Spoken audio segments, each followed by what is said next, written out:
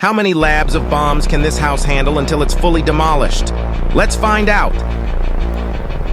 Let's begin with a 250 lab bomb.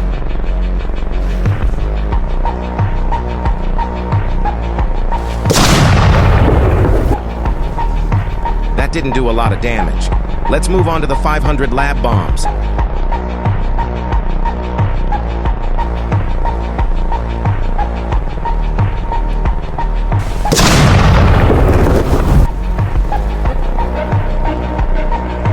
Whoa!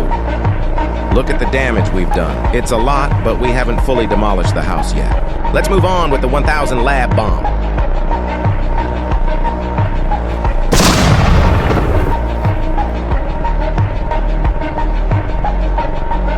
Look at that! It looks like we have fully demolished the house. The damage is unbelievable.